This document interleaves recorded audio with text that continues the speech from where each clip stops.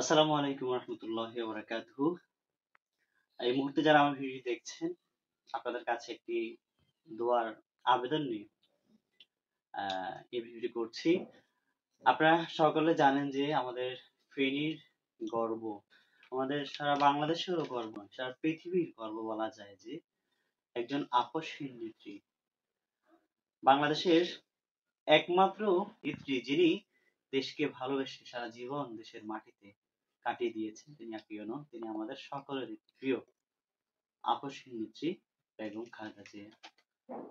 তিনি জীবনের একেবারে জীবন সন্ধিক্ষণে আছেন। হয়তোবা কিছুদিন পরে যদি ভিডিওটি দেখেন ভিডিওটি থাকবেও না।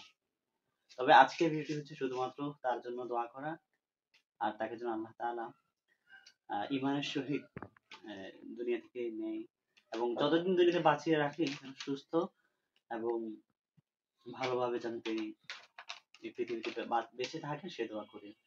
আমরা বিশেষ করে দোয়া করি এজন্য, আমি নিজেও ফেনীর মানুষ বলে আমরা গর্বিত যে আমরা এমন একজন নেত্রী পেয়েছিলাম। তিনি দল মত নির্বিশেষে সবকিছুর ঊর্ধ্বে।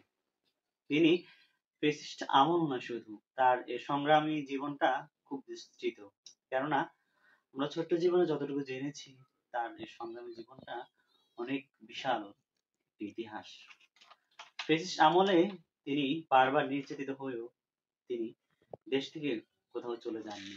হয়তো কখনো তিনি জেলখানায় ছিলেন, আর কখনো তিনি আবার নিজের নিজের ঘরে যেন তিনি বন্দী ছিলেন। এমন একজন মানুষ আজ জীবনের সন্ধিক্ষণে এসে, জানি সকলের হৃদয়ে রক্তক্ষরণ হচ্ছে, তবে আমি একজন ফেনীর মানুষ হিসেবে এবং তিনি ফেনীর সন্তান হিসেবে তার জন্য এতটুকু দোয়া চাওয়া এটি অবশ্য কর্তব্য বলে মনে করি।